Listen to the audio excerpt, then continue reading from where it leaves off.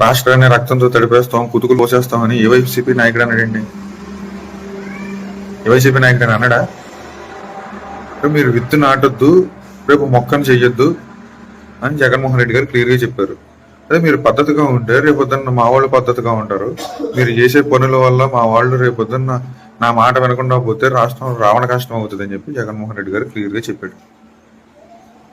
అది కదా. మళ్ళీ మీరే మీ మీద ఏదైనా ఆరోపణ వస్తుంటే పక్కనున్న మీ ఎమ్మెల్యేలు ఎంపీలని మీరే అంటున్నారు. నా మీద ఆరోపణలు వస్తుంటే మీరు ఖండించాల్సిన బాధ్యత లేదా, మీరు మాట్లాడరా అని.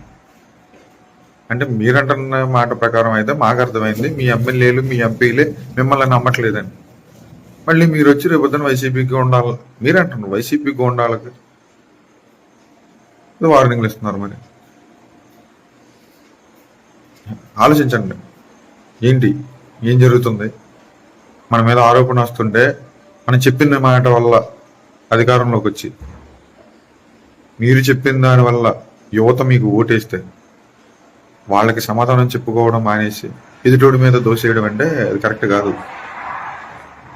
ఇవి రాజకీయాలు అయితే కాదు, మీరు చేసేవి అయితే రాజకీయాలు అయితే కాదు. ఇది వేరే. మరి ఏమంటారు వాటిని అయితే మాకైతే తెలియదు. దేశంలో ఎవరో కూడా ఇలాగా పక్కన ఉన్న ఎమ్మెల్యేలని మీరు మాట్లాడకపోతే ఎలాగా అంటే వాళ్ళకి చెప్పాలి కదా. మీ నాయకత్వ లోపం కదా అది. ప్రజలు ఎన్నుకున్న వాళ్ళండి వాళ్ళు. అప్పట్లో ప్రజలు ఎన్నుకున్న ఎమ్మెల్యే నా కొడకల్లారా అన్నారు. మీరన్నట్టు ఆ ఎమ్మెల్యే నా కొడకలారంటే అందుట్లో మీరే అన్నారు. తెలంగాణలో బీసీలు ఉన్నారు, ఎస్సీలు ఉన్నారు, ఎస్టీలు ఉన్నారు. మీరన్నమాట. మీరు ఇప్పుడు మళ్ళీ మీ పార్టీకి సంబంధించి మీరు బీఫామ్ ఇచ్చి గెలిపించిన ఎంపీలని మళ్ళీ మీరే అంటున్నారు. వాళ్ళు ప్రజలు ఎన్నుకున్న వాళ్ళు సార్, వాళ్ళకి పద్ధతి అది ఉంటాయి. ప్రజలకి సమాధానం చెప్పుకోవాలి. మళ్ళీ నియోజకవర్గాల్లో తిరగాలి. జనసేన ఎమ్మెల్యేలకి నిజంగా నా సానుభూతిని తెలియజేస్తున్నా. ఎమ్మెల్యేలకి ఎంపీలకి ప్రజలు డైరెక్ట్గా అడుగుతారు సార్, ఇంటింటికి తిరిగేటప్పుడైనా ఎప్పుడైనా. మనం 2026 సంవత్సరం ఇది. ప్రతిదీ మీరు మాట్లాడిన ప్రతి మాట సెకండ్తో సహా ప్రజలు వింటున్నారు. ఏ ఒక్కటి వాళ్ళు చెవుల్లో నుంచి పోవట్లా. ఇంటికి వస్తే డైరెక్ట్గా అడుగుతున్నారు. వార్డు మెంబర్ని అడిగే మాటల్ని, పంచాయతీ వార్డు మెంబర్లను అడిగే మాటల్ని ఎమ్మెల్యేలు కూడా అడుగుతున్నారు సార్. ధైర్యంగా ఉన్నారు ప్రజలు, అంత ధైర్యంగా ఉన్నారు.